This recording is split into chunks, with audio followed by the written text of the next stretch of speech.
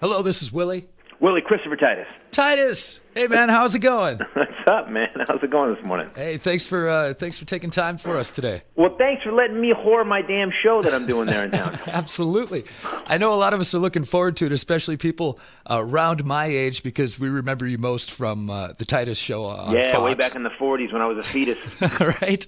But I was doing some reading this morning, and then I realized you were also in one of my favorite movies ever of my childhood. Okay. Killer Clowns from Outer Space. I had no idea until I glanced at that, and I'm like, wow, that was him. That's awesome. Dude. You know, the movie, it was my first acting job ever, and the problem with it is that I did it. I did the movie and the first scene. So I'm in my first scene. I have done nothing yet. I'm scared to death. You know, you're on a movie set. It's a big movie set. We're outside. And all I have to do is drive this Jeep in the scene, turn it, park near this fence on this cliff. It was a cliff in Santa Cruz, California.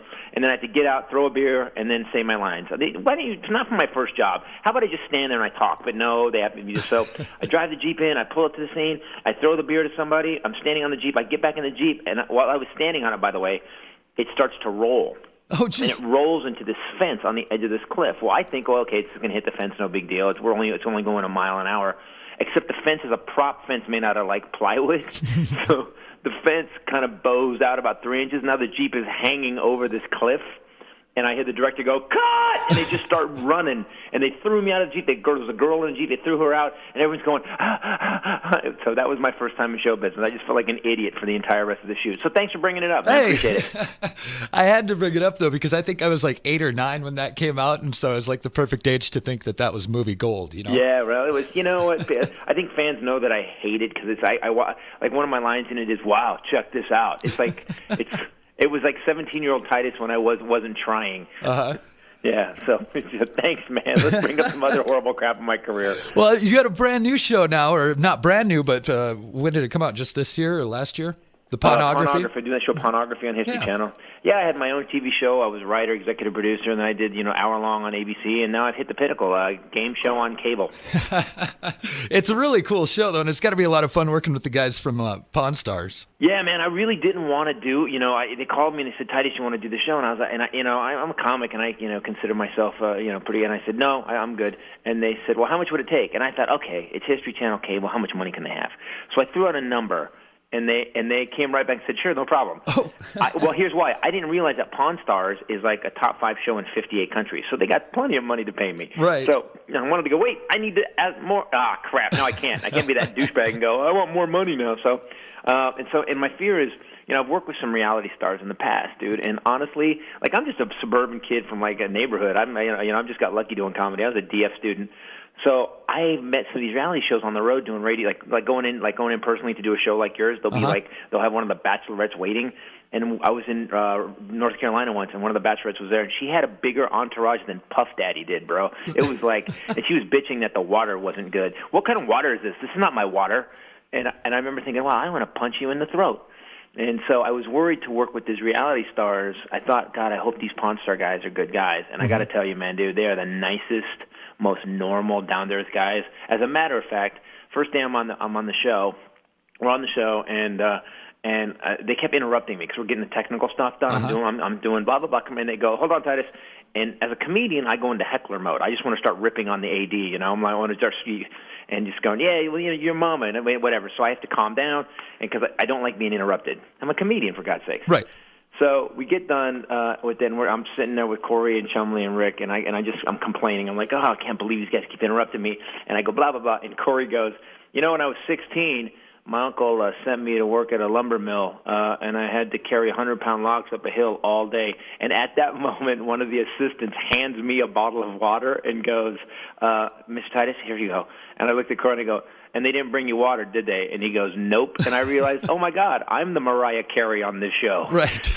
I'm the diva. Holy crap.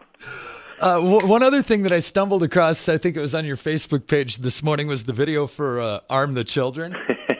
Which I absolutely loved, but I don't have any of your albums. Is there more music on the albums? Are you doing music type things? Well, if you heard me singing, you would not be asking that question. You'd be like going, why did you sing that?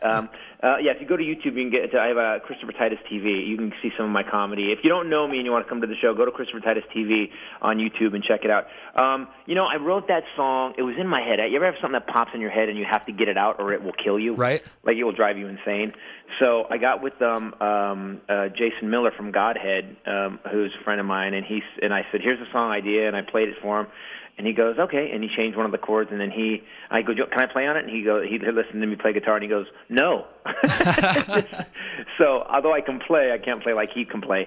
So he played the music, and then I sang it, and he, I think he didn't Kanye West auto-tune it, but he made it so it was tolerable. And yeah, man, it was pretty. And my ex-wife, by the way, actually took me to court over it, and on day one. Oh, really? Yeah, she said, because my son's in it. She's like, you can't do a video where kids are shooting people. And I just said, it's a satiric, I'm a comedian. Right. And the judge threw it out. Judge started laughing and threw it out. Yeah. Yeah, divorced, dude. Have you ever been divorced? I have been divorced. Yeah, that's one thing we have in common. Did you get married again? No. Nope. Oh, well, here's the thing. Love is possible. You just got to divorce your first wife. Oh, okay. Well, I'm halfway there then. Good. Was it a bad one? Did you have kids? We did not, no. Dude, luckily. You didn't get divorced, and you had a long-term booty call with paperwork. That's all you had. Right. Was it hard on you? Was it hard to split up the CDs? Who got the Matrix box set? It's tough, isn't it? Well, and I wasn't married long enough to where we had a ton of stuff together either, which was good. I'm like, well, this is from my family, so I'm keeping it. This is from your family, you keep it, God, dude, when you have kids, dude, so you break up with someone because you divorce them because, like, I hate you. You're not the person I thought you were. I hate the bad side of you, so I'm going to divorce you so I never have to deal with it again. Except if you have kids, you lock that person into that real bad douchebag that you hate, and they stay that way till the kids are out of high school. Right. It's a horror, man. Now, everybody's kind of comes from a dysfunctional family. Yours maybe a touch more. Yeah, my mom shot and killed her last husband. I say last husband because you don't get another one after that. Okay, yes. Yeah, she did. She shot and killed him. On Thanksgiving, no less. Wow. Well, my mom was crazy. She had this ability, whatever town she moved to, she would find the alpha loser of that town. Uh-huh. And this guy was half O.J. Simpson and half O.J. Simpson, man, with a little bit of Ray Rice thrown in. And he beat her up on Thanksgiving. So she went upstairs, got a gun, came down and shot him 3 times because she didn't want him to do that again. Wow. Yeah. So I do a bit about it. I actually do a whole bit about a very funny bit about it in my first special, Norman Rockwell's Bleeding. Right. And I know a lot of your comedy routines, especially Norman Rockwell's Bleeding, is based on your life. How much of the show Titus was actually based on your life? All of it. In fact, the writers at one point, we'd come back every year. We did 3 seasons, and we'd come back, and no one would come in with new ideas to the show. And I started when I was like, I go, how come I'm the only one coming in with 22 episode ideas? And one day, one of the writers goes, because it's your life. They go, it's not our lives, and none of us are as screwed up as you, so you have to come in with the ideas. Well, yeah, and some of that was too hard to even imagine for those guys, probably, right? Some Ivy League college writers, some of them were just like, there was an episode we did called Tommy's Not Gay, where basically my buddy Tommy, who we thought was always effeminate, based on a guy named Dave Bowlby, by the way. We thought he was gay. He wasn't, but we thought he was because he was so effeminate. Well, his dad comes out of the closet, and then his dad gets his butt kicked at a bar. And so I put this thing. I said, let's talk about Matthew Shepard in one of the Black and White Space. And the writers, these Ivy League writers, they were just flipped out on me. They're like, we can't do it. It's too far. It's too far. And we did it, and it's one of our best episodes. I don't know. I learned a long time ago, man. Comedy doesn't have to be dirty to be funny, but it should be edgy. I mean, you can go to a place as long as you lead the audience down a path. You don't just slap them in the face with it.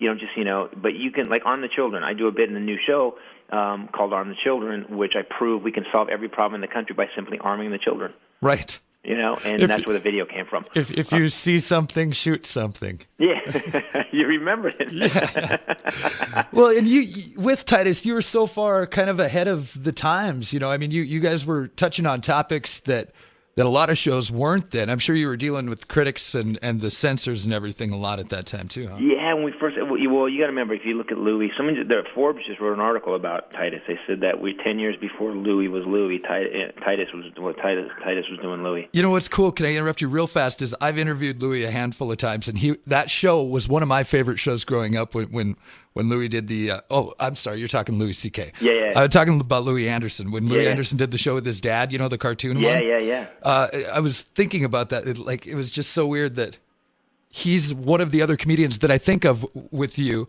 and with Louis C.K., but that really exposed so much of their lives. Yeah, and the thing is, his stand-up was really never, like, his stand-up was real light for a long time, and then it went crazy dark. And I think, yeah, he's interesting. I like Louie Anderson a lot. Really funny cat. And but Titus, we were doing stuff that nobody was doing. In fact, the network at one point couldn't believe it. We pitched them a story once we came in, and we said, hey, we're going to have an intervention where we get my dad he'd stop drinking, and we get him to start drinking again, because when he stopped drinking, he just became really laser focused. He was still the same jerk he was, but he became laser focused on everything we did. There was no blurriness. Mm-hmm. So the whole family got together and convinced him that he had to start drinking again. And we pitched it to the network, and I remember sitting in the room, and the network they're kind of looking at us like, seriously? Yeah, we're going to do an intervention to get a guy to start drinking again, a problem alcoholic to start drinking again. And they kind of just went, okay. But there's weird. The network is weird. I'll tell you the weirdest story. We did an episode once where, and this is based on a true story, I took my dad. There was a gig that used to be in the Bahamas, and I got to go. They booked me in it, and I said, Dad, go with me to the Bahamas because there's a casino there, and he likes to gamble. So so I took him, and so the story we wrote for the show was, and because my dad was one of these guys, during that trip, I was trying to hang out with my dad to get to know him better, because he had a bunch of heart attacks, and I wanted to make sure that we were over the hating each other thing. Uh-huh. And so I'm sitting at a blackjack table with him, and he loses two hands, and I go, we're going to have fun tonight, Dad, and he goes, you're bad luck. Get away from me. So I go play at another table. So what happened was, is in the show, we wrote that Stacy Keach, who's playing my dad, starts to have a heart attack, but he's on a winning streak, so he won't leave the table. Oh, his arm's going numb. He's starting to have a heart attack. He knows all the signs are there, and I'm going, you got to go. He's like, get away from me. And so he has a heart attack at the table, falls off, hits the floor. He dies. Then we go through the bright light. He's now flying through space. He gets to the gates of heaven. He knocks on the door. They turn the lights of heaven off, and you hear someone go, Jesus, sorry. And it's really like a lot of religious imagery. Mm-hmm. And so I know that the network is going to lose their minds. I'm like, I know when we go to this meeting, right? Because every week you had to have a meeting and go over what the show was about. I know they're going to lose their minds. So we go in, and we're all ready to fight the religion. We're not religious. We're not making fun of any religion. And the guy goes, so you're in the Bahamas, right? And I go, yeah. And he goes, all right, can you make sure that Cynthia Watros is in a bikini? And I go, what about we killed one of the major characters and we sent him to heaven? He's like, no, okay, that's fine. But make sure that it's like a tiny bikini, but make sure Standards and Practices sees it, so they don't. We want to show enough, but not too much. God, isn't that weird? And I'm like, are you serious? Is that the problem you guys are having right now? Okay. That is just wild. Next week, my dad is Hitler. Good, as long as Hitler's in a thong, we're fine. Right. You're coming next week, Thursday night, Babcock Theater, which is a historic, very cool theater downtown here in Billings.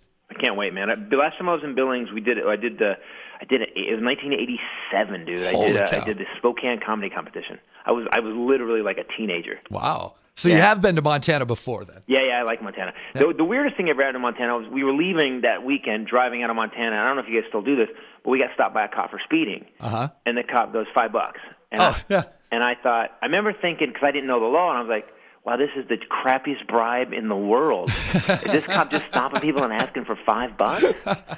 I was like, sure, you want a 10? Whatever you want, man. Well, you want to know something great? After that, when I got my driver's license in the 90s, we didn't have a speed limit in Montana. Oh. It was called reasonable and prudent. Right. So if it was raining, you couldn't be doing 100. Right. But if it was sunny and 80, or you could be doing 80 pretty easily or faster. God, by the way, to have teenagers with licenses, that is the smartest idea ever. Yeah, well, because you weed out the bad ones real quick. That's right. Natural selection. That's right. Christopher Titus, man, it's been a pleasure. Thank you so much for taking the time. Born with a Defect is the name of the show. Comedy Central just bought my new one. May 8th, Angry Pursuit of Happiness is going to air on Comedy Central, 90 minutes of it. And then come on down to the show here in Billings, man. I'm doing all new material. Okay, next Thursday night. Thanks a lot, man. Great to hear from you. Thanks, brother. Great talking to you. Bye. You too.